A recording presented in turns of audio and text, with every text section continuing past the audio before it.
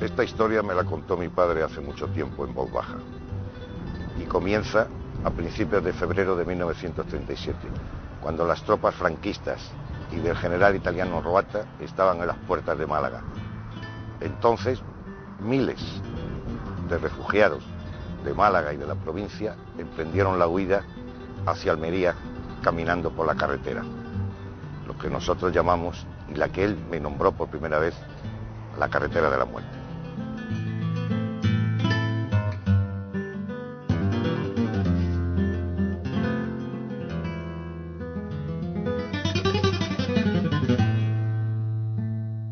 A mediados de enero de 1937, ya Queipo de Llano dio algunas órdenes de avanzar por el campo de Gibraltar y también desde la zona de Granada. Esas fueron las primeras maniobras, mediados de enero de 1937, pero con escasos efectivos, falangistas, requetés y algunas unidades africanas, que tanto temía la población civil.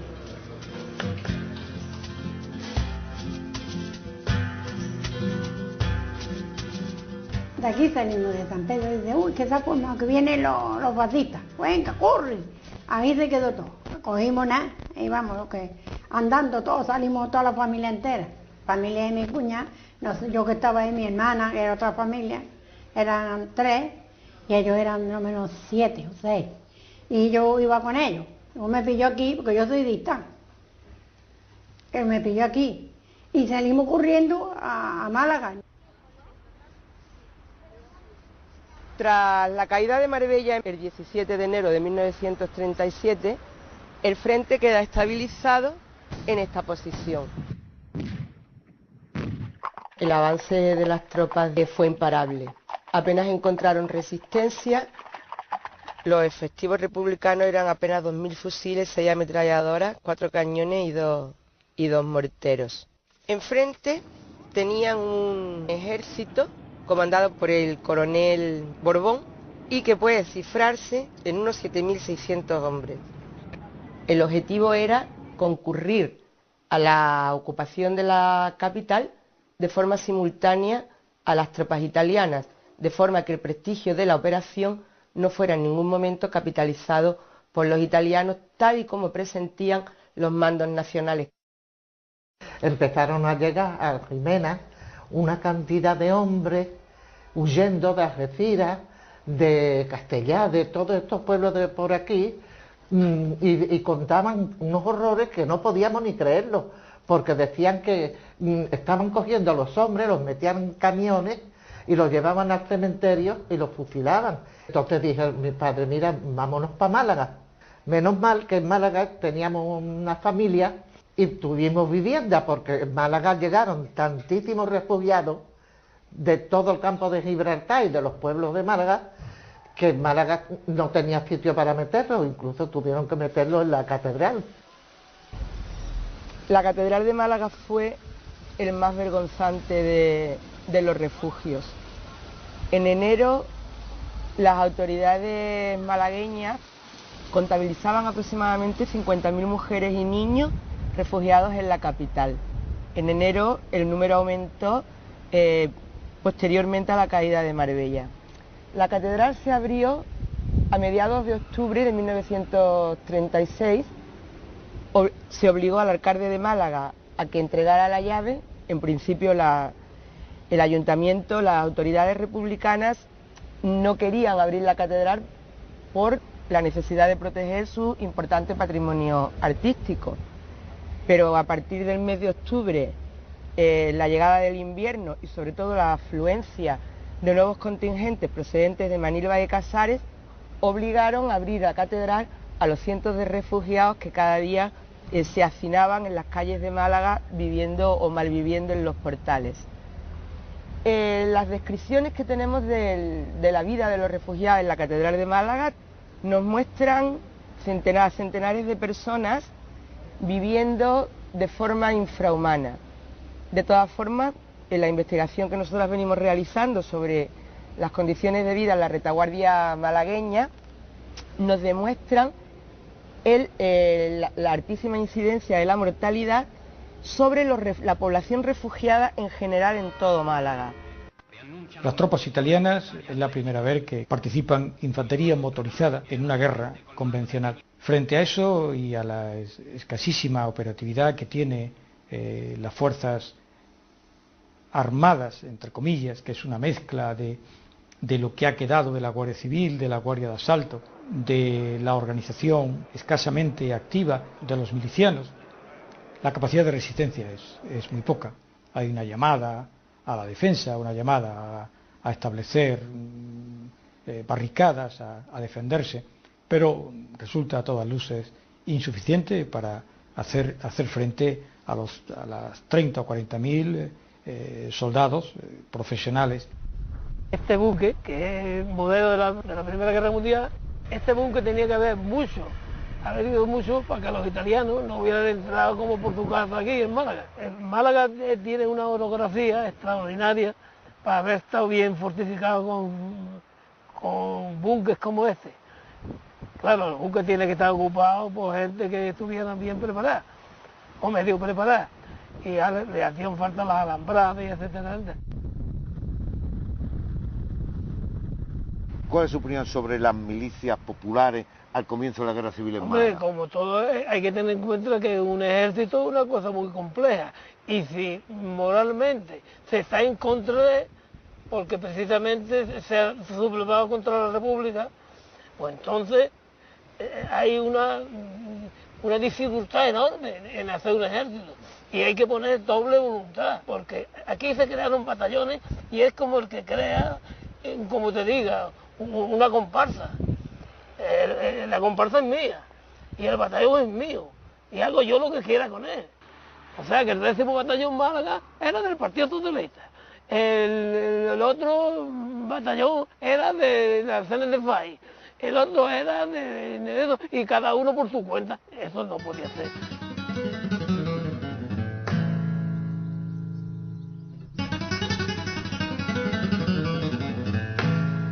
Cuando yo era chaval, pues veníamos aquí y esta trinchera parece ser que evacuaban, metían la munición, las trincheras estaban ahí que ya por el ganado y eso están completamente enterradas. Al frente había varias trincheras, aún se conoce, por encima del filo se conoce, que se ve bien todavía. Según escuchas tengo yo que venían 5.000 italianos y entraron ahí por la parte de la izquierda, de Alhama, de Granada. Cuando era muchacho, escuchabais los bombardeos de los aviones, los disparos. Y subían los aviones de la parte esta de Melilla, unos aparatos negros muy grandes, unos decían que eran alemanes, otros decían que eran italianos. También participó una escuadrilla de la Legión Cóndor, y si no hubo más participación alemana fue por el mal tiempo que evitó una intervención mucho mayor. Hubo durante los meses de septiembre a octubre, prácticamente a diario cayeron bombas sobre la ciudad. En total hemos contabilizado 224 víctimas. Los bombardeos tenían en la población un doble efecto. Causaban una desmoralización total y durante unos meses en Málaga la población de Málaga vivió prácticamente enloquecida por el miedo a las bombas. Pues venían los aviones, apagaban las luces y nos quedábamos a oscuras en la calle. Entonces nos metíamos debajo de los bancos que había por allí, porque no solamente eran las bombas, sino otra cosa que le llamaban los pacos, que eran desde balcones o azoteas, los camuflados, aprovechaban que apagaban las luces y no los veían y disparaban contra todo el que se moviera. Aunque no tenemos un número exacto de las incursiones aéreas sobre la capital, sí podemos decir que se moviera. Aunque no tenemos un número exacto de las incursiones aéreas sobre la capital, sí podemos decir que aproximadamente un centenar de veces Málaga sufrió los efectos de la aviación nacionalista. Precisamente aquí en Calle Martínez tuvo lugar el 23 de octubre uno de los más dramáticos bombardeos en el que murieron alrededor de 50 personas.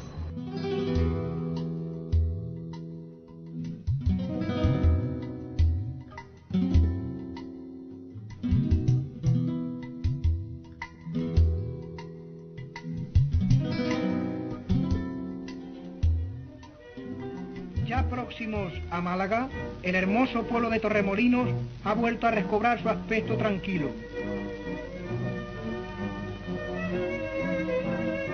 Mi padre murió en un accidente de tráfico. Yo ingresé en el internado municipal de Torremolinos. Yo entré con 7 años. Estábamos aquí en el internado y las tropas franquistas venían avanzando desde Marbella y Estepona hacia Málaga. Deciden evacuarnos y nos llevan a Nerja. Total, que estamos en Nerja esperando unos autobuses que tenían que venir a evacuarnos. Entonces se presenta la aviación y tuvimos que correr de allí porque era en el centro de Nerja. Y cuando regresamos al sitio donde estaban los autobuses, estaba todo quemado, hecho polvo, habían bombardeado aquello, las bombas habían caído allí, la ropa nuestra, en fin, todo destrozado. Entonces de los 70 niños, pues nos vimos allí 10 nada más, lo demás, entre el caos que allí se formó y de gente, no lo volvimos a ver más. Los bombardeos eran constantes, esto era como una noche de tormenta, bum, bum, bum, bum, bum, bum, entre los aviones y los barcos. Y de vez en cuando, me acuerdo muy perfectamente, que a la llegada de Motril, ya estábamos cerca de Motril, pues se presentó una avioneta y se tiró a rastra casi encima de las cañas, ametrallando.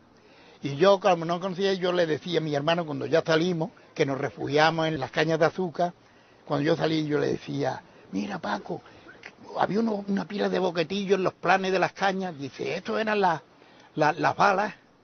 Claro, donde nos decían los camiones que pasaban, nos decía, aquí vais en la gloria, lo malo viene por detrás. Claro, detrás escuchaban bom, bom, bom, bom, bom, bom, bom. Ese era el sonido de los 3 días que estuvimos en la carretera, hasta llegar andando a Almería. Empezamos a andar, pues así llegamos hasta Almería. En el camino comíamos caña de azúcar y alguna haba. Nosotros echamos una semana, porque nos cansábamos, éramos niños, unos mayores, otros éramos niños de 10 a 12 años, 13 años. Total, que íbamos y nos andamos 20 kilómetros, por ejemplo, 20, y ya pues, nos tendíamos en la cuneta a dormir, que ya no podíamos más. Y ya te digo, el terror era enorme, las escuadras bombardeando por la costa, los aviones bombardeando a baja altura y ametrallando las carreteras. La cantidad de muertos era espantosa, de gente muerta en las carreteras, mujeres con niños pequeñitos dándole de mamá pegadas a las cunetas, los niños moribundos, las madres llorando porque iban la madre con los niños nada más, el padre a lo mejor iba por otro sitio con las milicias o con, en fin. Y total que era un caos, aquello fue un caos, un desastre. La cantidad de gente, vamos, yo de eso no se me olvida en la vida, la cantidad de gente que se habían muerta por donde quiera, que se iban dando.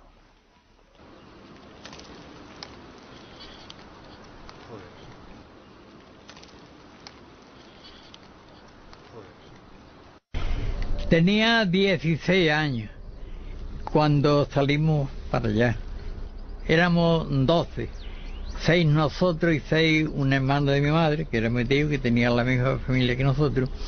Y a mediados de noche vimos que la gente empezaron a salir, ya estaban saliendo desde el día antes. Los que refugiados se iban antes y los que vivían en Málaga nos quedamos un poco retrasados. Y cuando vimos que ya la gente iba, y nosotros entonces, toda la familia, llevábamos las mantas, que era lo más preciso, la manta, algo de comida y algunas cosas muy pocas. En los primeros días del mes de febrero del corriente año, las tropas del general Queipo de Llano reconquistaban para España la ciudad de Málaga.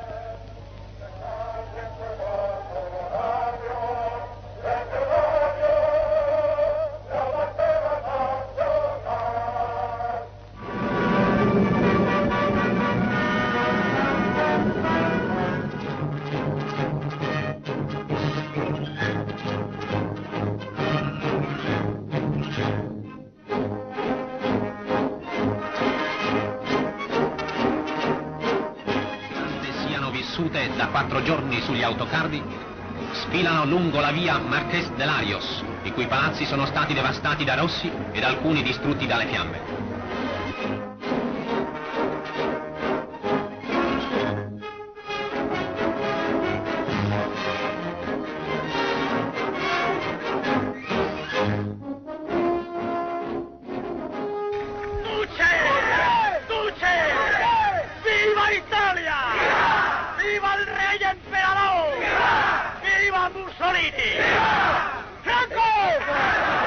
Paralelamente, las columnas ya españolas se situaban en Órgiva con el objetivo de cortar Motril, pero determinaron no cortarla definitivamente para que saliera toda la población, que era mayoritariamente civil.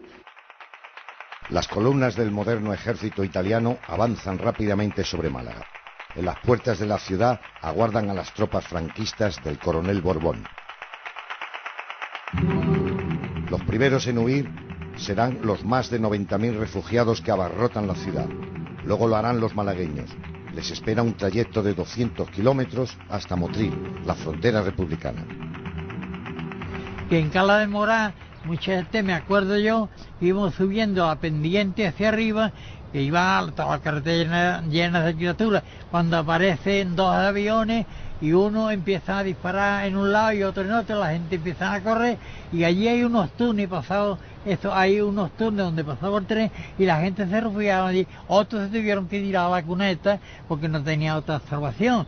Hasta que pasamos de Torremás no empezaron los grandes bombardeos, que venían 3 aviones, que venían 2 o 3 barcos, que no sé cuál sería Canarias y Baleares. El Baleares y el Canarias. Sí, que eran los que estaban allí. Y estos disparaban a bocajarro porque se ponía muy cerca, como nadie le estorbaba, pues se ponía muy cerca y desde luego fue cuando ocurre ese accidente de la alcantarilla donde aquello estaba atestado de criaturas. Y qué desgracia que entra un obús por la alcantarilla de los muchos que tiraron. Y allí había un masacre enorme, porque mi padre bajaba un poquito de la carretera abajo y yo bajé con él y mi padre me dice, no, quédate ahí, pero a cosa de los críos, yo quería verlo. Y mira, aquello era, vamos, un masacre de criaturas. Y las paredes de la alcantarilla, a la explosión, se desconchó todo lo que estaba más débil y había, de allí no había que trapo, escombros y cosas, de allí era de tanta criatura que había. Yo eso no lo podía contar antes porque estaba llorando, ahora porque ya me han tratado y puedo contarlo.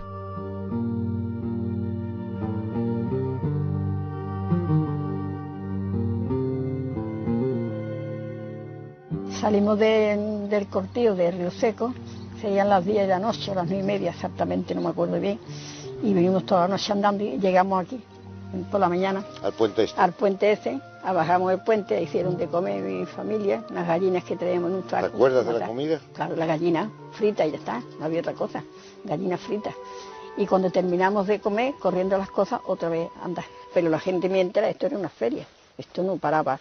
De niños, de carro no, de bueyes, de cabras, los niños lo llevaban los hombres puestos en lo alto. Hasta llegar a Motril corrimos mucho. Ya de Motril para allá, de Motril para allá ya empezó los bombardeos y antes también bombardearon, menos. Todos los que salimos de aquí de Vélez, que le he dicho que salimos más de 20, Arbería llegamos a la vera de la bestia, como decía mi hermano, llegamos, mi hermano es más chico, que es 3 años mayor que yo, que es el que tengo.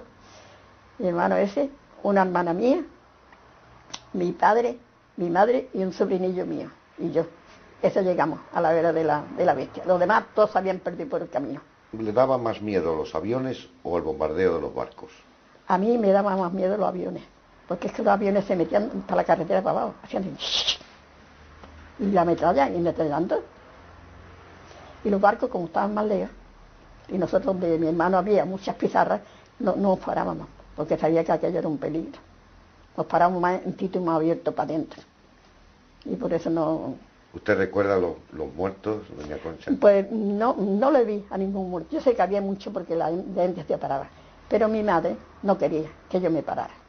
Mi hermano mayor y mi hermana, y cuando había sido, iban y yo a verlo, lo que era. Y iban a verlo. Como habían perdido mucha familia, pues iban a verlo. Pero mi madre no me dejaba. Le decía a mi padre, con la niña de la mano que te va a escapar, ve en busca de los hermanos. Y no quería yo, no quería que fuera. No me puedo decir, yo sé que había muchísimas, pegadas así a las pizarras. Es que como los cañones iban a las pizarras caían papadas y mataban a la gente. Pero ahora yo no puedo decir que vi a ninguna. Tanto que me quise acercar a uno, le vi que era un sordo porque tenía las botas desdobladas, pantalón desdoblado. Los aparatos eran como comían, de bomba, y nosotros, ¡bum!, a todos los chiquillos estos eran chicos, mis sobrinos. Yo siempre me acuerdo que era el Canario y el Cervera, bombardeando continuamente a la sierra y a las personas que iban por la carretera.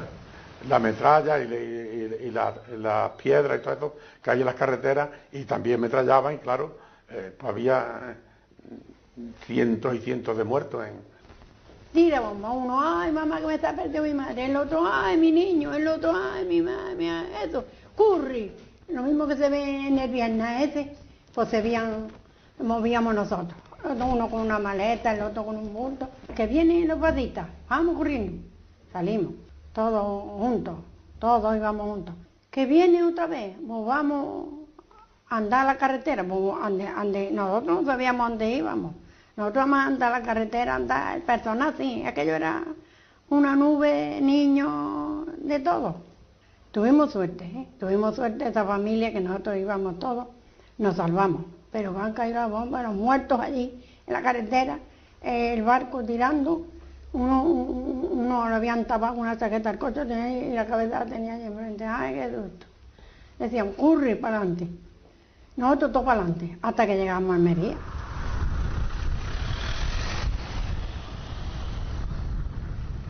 Lo primero que venía eran los barcos a cañonear por la mañana y inmediatamente después los aviones. De los aviones, para librarnos las cunetas de la carretera, nos tirábamos al suelo y pidiendo que la bomba no cayera muy cerca, era la única salvación. Y luego venían otros y nos ametrallaban también. Así que cuando emprendíamos la marcha, figúrese cómo estaba, donde habían caído las bombas, cómo estaba la carretera. Allí estaban los muertos, allí estaban los heridos y allí se quedaban, porque quién los iba a recoger ni quién los iba a enterrar, si todos estábamos queriéndonos quitar de la carretera lo más pronto posible. Y entonces la única forma de saber si íbamos al lado era llamándonos.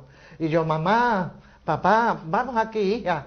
Yo les decía, vamos a descansar un poquito que no puedo más, porque mis pies ya no me sostenían. Los tenían llenos de llagas que se me habían reventado, ensangrentados. Era un suplicio. Cada paso que daba era para dar gritos de dolor. Y mis padres, mira hija, ahora es cuando podemos andar, que no nos bombardean, vamos a andar un poquito más. Una de las veces te conoce que me distraje y cuando los llamé no me contestaron. Grité más fuerte y tampoco.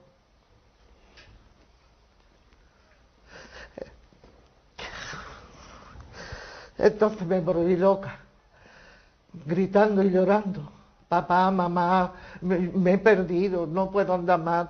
Y me veía sola. Y seguía andando, pero viendo que ni me contestaban, ni yo podía andar más, digo, no vale la pena luchar ya más. Entonces me senté en la carretera, en una piedra, me senté allí y digo, que sea de mí lo que quiera. Y allí me quedé.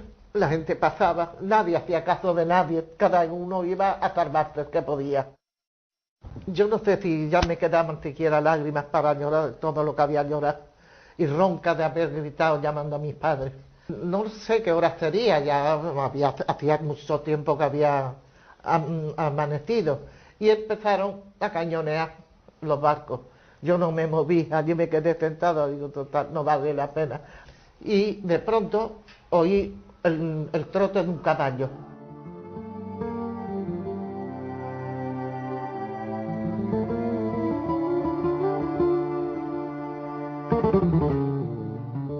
Yo me abracé a las piernas, metí la cara entre las rodillas, queriendo desaparecer bajo tierra, esperando que me ametrallaran, y llegó el caballo delante de mí y se para. y yo así encogida. Y entonces oigo una voz que me dice, pero chiquilla, ¿qué haces aquí sola? Digo, entonces al oír aquella voz un poco amistosa, la encontré, levanté la cabeza y era un soldado de los nuestros. Le dije, llorando como una magdalena, le dije, que me he perdido de mis padres, tengo los pies llenos de llagas y no puedo andar más. Dice, pues anda, súbete al caballo pronto y vámonos pronto, que no está muy lejos.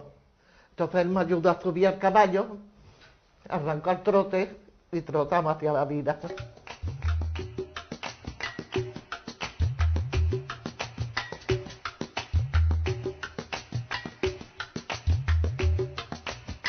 ¿Quién te conoce, hija?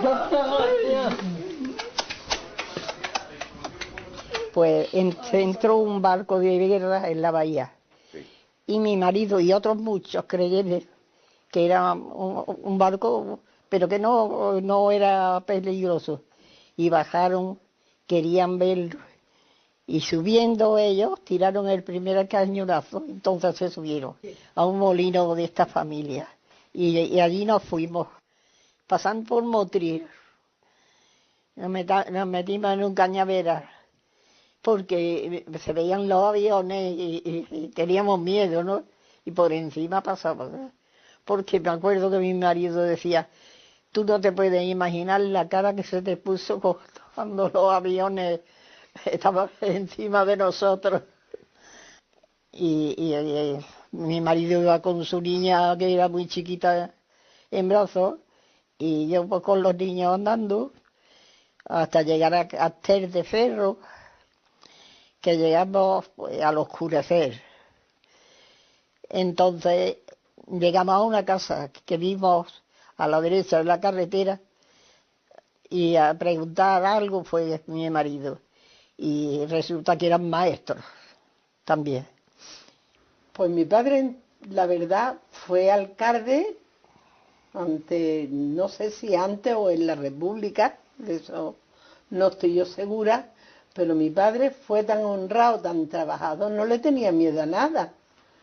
Pero claro, como no se sabía, estábamos en un sitio peligroso, en una carretera, donde pasaba mucha gente, muchos coches, de muchos sitios se metían, y allí había mis cuñadas con los niños recién nacidos, con esta familia de doña Nicolasa, y con todo, pues mi padre tenía temor y se quitó de la carretera. ¿Dónde fuimos? Pues fuimos a un pueblo de la Alpujarra, que era un pueblo de una cuñada mía, y allí estuvimos varios días. Cuando ya se calmó todo, volvimos los más pequeños a limpiar la casa, donde para nosotros aquello fue un espanto de ver tantas muertes en la carretera, tantos niños, personas mayores, liados en mantas, muertos. No sé si era de la cal, que lloraba una niña. Y él fue y escalvó y se encontró una niña. ¿Una niña perdida? Una niña perdida con un añito o 15 meses, una cosa así. Y la chiquilla era monísima, rubia, que yo me lo hubiera quedado también. Pero ya la lavaron y la prepararon, y una señora que no tenía hijos se quedó con ella.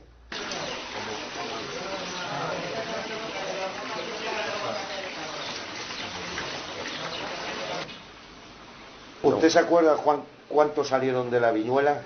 Aquí sería casi, yo creo que un 70 o un 80% se fueron. ¿Eh? No, se fueron muchos también por miedo, más lo que existiera el miedo, ¿no? Decían que me vienen matando, que viene la vida amable. Le voy a decir una cosa, sea por la edad, me servía aquello de como risa.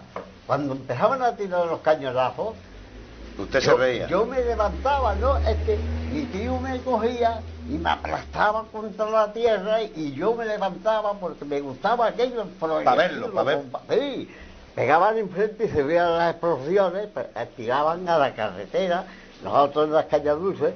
Pero yo intentaba de salirme y muchas veces mi tío me tenía cogido porque es que me gustaba aquello. Cosas de chiquillos, claro. Sí, claro, me gustaba. Y los aviones sí eran peligrosos, porque los aviones que venían muy bajos, ¿sabes? Y venían y sonaban en las hojas de las calles, y yo no tenía entonces todavía, y decía, están tirando estas granujas con las ametralladoras, decía mi tío.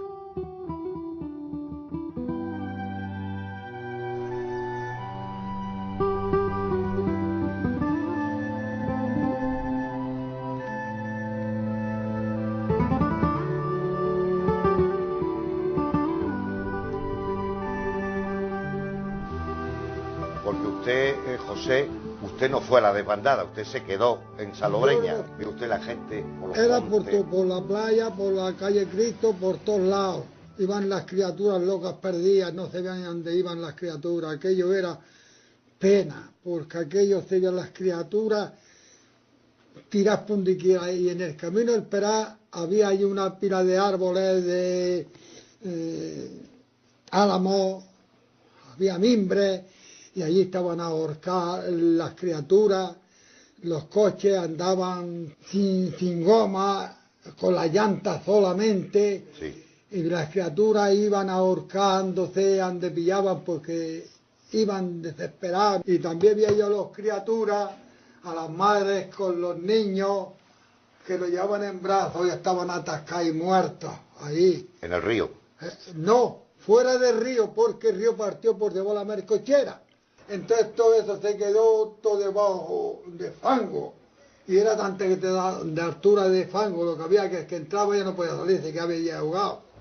¿Y usted vio a criaturas, mujeres, niños ahogados? Digo, niños ahogados, allí tirados las criaturas, la madre solamente se le veían a los chiquillos ahorcados allí, muertos.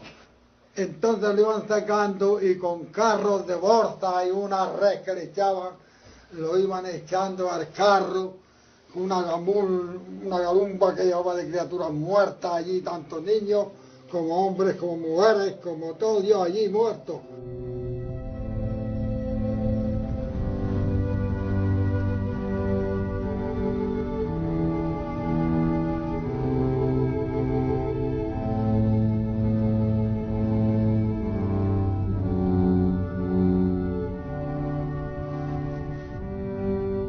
Había una curva y se veía el pueblo de Salobreña, se veía al fondo de la cuesta, y al llegar allí a lo alto había una curva así muy grande, y de momento aparecían los italianos allí disparando. Y ya la gente corría, todo el mundo, aquí vamos a ver, a correr, a coger los montes, otros se tiran a otro lado, y al lado de los tíos pasan por allí, y ya cortan el paso. Claro, en la carretera no quedaban algunas personas de tiro allí al suelo, a lo que fuera, y ya pasaron, y ya de allí ya volvimos para atrás y llega a Torre del Mar, y en Torre del Mar había allí mucha gente esperando poder coger el tren para Málaga. Miguel, ¿vio usted ambulancia durante la desbandada por la carretera de Almería? Sí, yo recuerdo muy bien que nos extrañaba mucho porque una ambulancia que iba y nosotros decíamos, pues heridos tiene que llevar, pues la ambulancia iba, claro, abriéndose camino entre tantas miles de personas, ¿no? Pero es que al rato veíamos que regresaba para atrás otra vez, y así estuvimos viendo varios días la ambulancia de ahí hacia adelante y hacia atrás. Y era recogiendo heridos y gente que estaban desmayadas en las carreteras, en fin.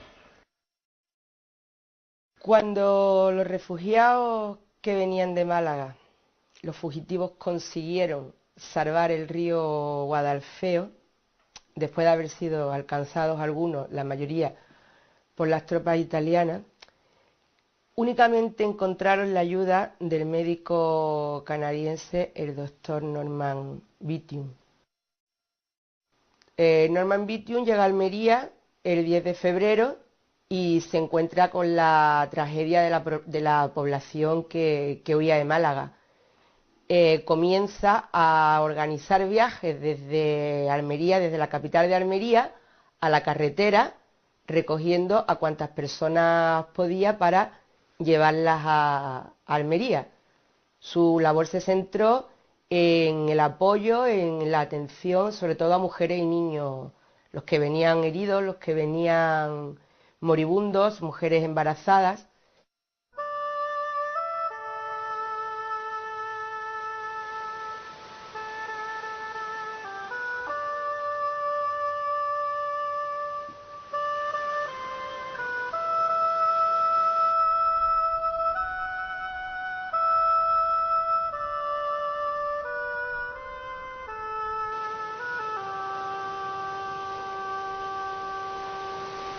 Llegamos a Almería, allí estaba mi hermano el mayor, como ya le he dicho, ya tenía una casa, estuvimos allí un día y una noche, en Almería. Y Almería bombardearon mucho también Almería. En Almería también hubo un bombardeo aquella noche. Y además los fascistas, digamos así, por las ventanas, cuando veían de pasar mucho así refugiados, les tiraban tiros y los mataban. La mayoría de las familias empiezan a llegar a Almería a partir del 10-11 de febrero. Vemos que hay numerosísimos niños, que la mayoría de la población son mujeres, ancianos, puesto que los varones en edad de luchar estaban en el frente, y la mayoría de estas personas eran analfabetas, no estaban sindicadas, no pertenecían a partidos políticos, aunque fueran o aunque temieran a lo que entonces se consideraba el fascismo, pero no eran realmente militantes de partidos políticos. ¿Puede dar usted una cifra, aunque sea aproximada, de las víctimas de la carretera de la muerte? Hay testimonios que hablan de cientos, hay testimonios que hablan de miles. Es difícil conjugar si un mismo muerto lo vieron 3 o lo vieron 5, y esas son cifras de personas muertas y desaparecidas a las que nunca llegaremos realmente. Cuando llega esa avalancha de personas a Almería, la ciudad se encuentra totalmente desbordada. Aunque habían previsto la llegada de varios miles de personas, no consideraron que podía llegar esa cantidad, que algunos han cifrado en 120.000 o incluso 150.000 personas. Las autoridades de Almería prefirieron dar salida a esa población de la forma más rápidamente posible, facilitando a través de autobuses, sobre todo trenes, incluso barcos, a los que los malagueños fueron más reticentes porque habían visto los bombardeos en el puerto. Y entonces nos dijeron que habían puesto un barco para evacuarnos. Pues vámonos al puerto a ver si es verdad. Fuimos al puerto y efectivamente habían puesto un barco enorme. Y nos pusimos la cola para meternos en el barco que decían que iba a Barcelona, a Cataluña.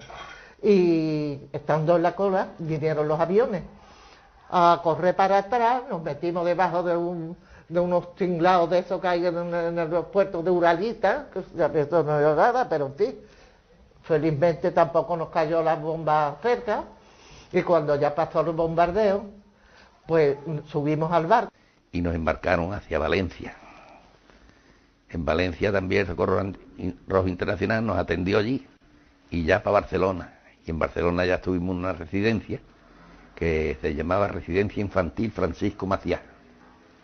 ¿Cómo fue vuestra estancia en Alicante, después de huir de Almería en aquel barco?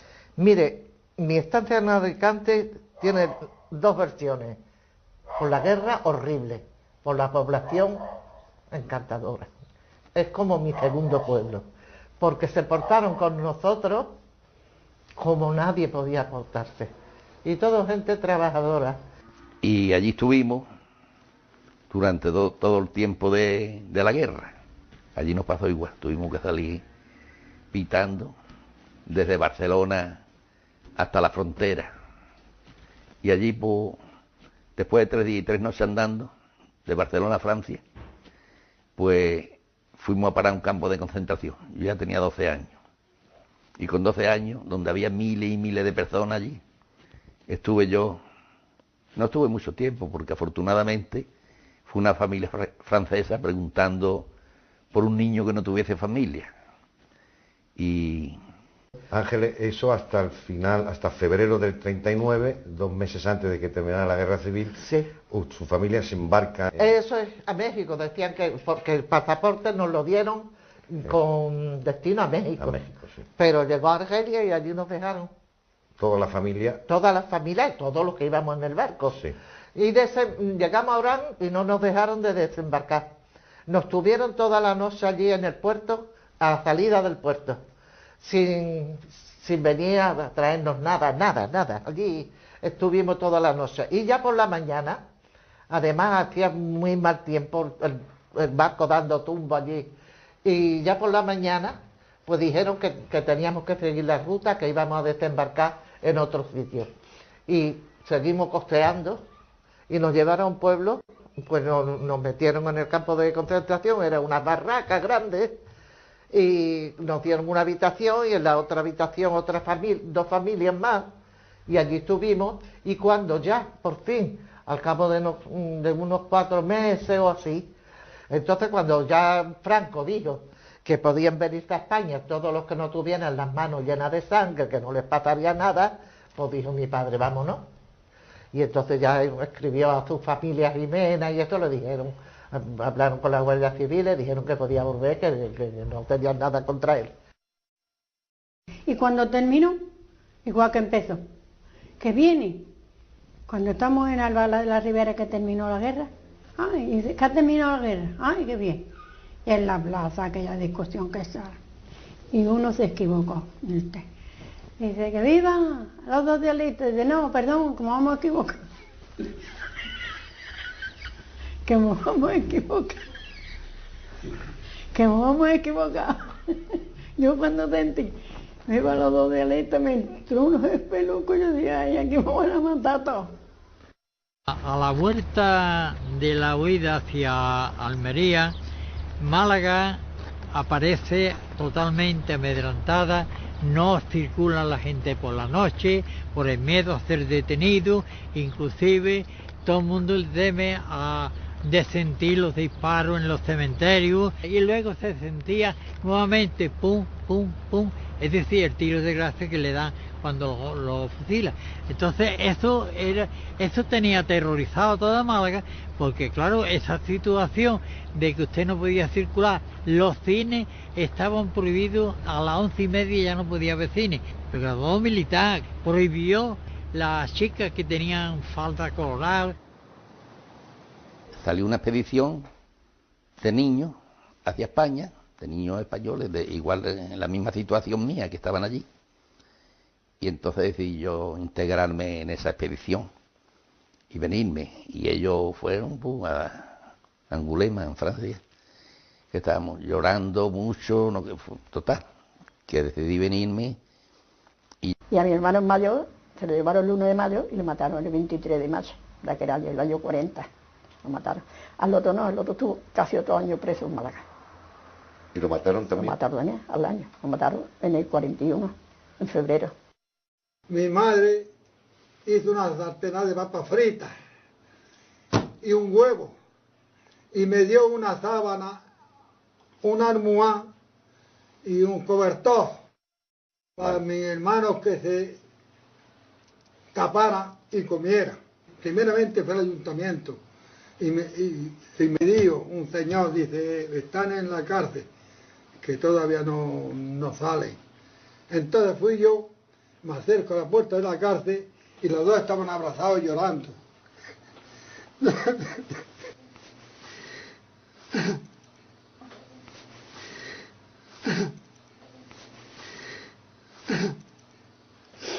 doy el cesto y digo, toma chacho, comer. Dice, usted no tenemos ganas de comer. Digo, ¿por qué? Comer. Y dicen, nos van a matar. Chacho, ¿por qué nos van a matar? Y dice, pues no lo sé. Entonces nos sentamos en el escalón, no, adentro de la casa, sentimos tiros en el cementerio. Mi madre dijo, José, ha habido tiros en el cementerio, ¿qué ha pasado? Y de flaquita.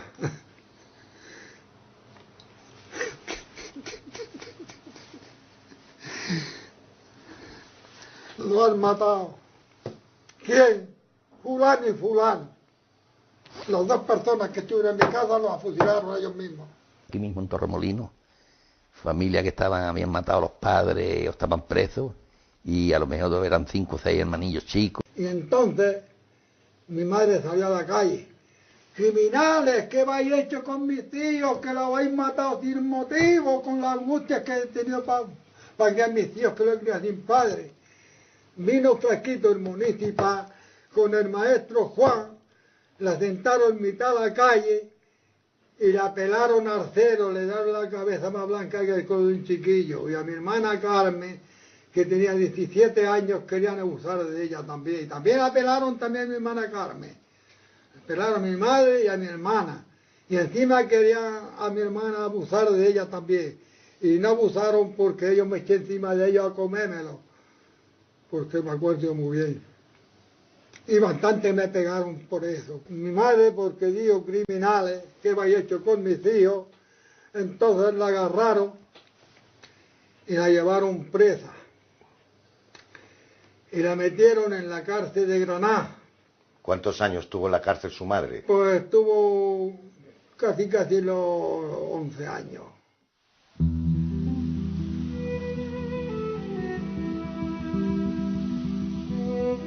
Mira, de que cicatricen esas crueles heridas no es mediante el silencio, sino con la palabra libre.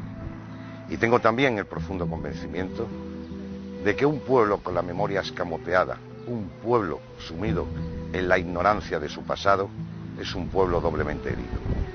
Y que estoy muy contenta, muy feliz, porque se llega a saber el crimen que hubo en la carretera, que lo sepa toda España, que hasta ahora ha estado callado. Muy bien.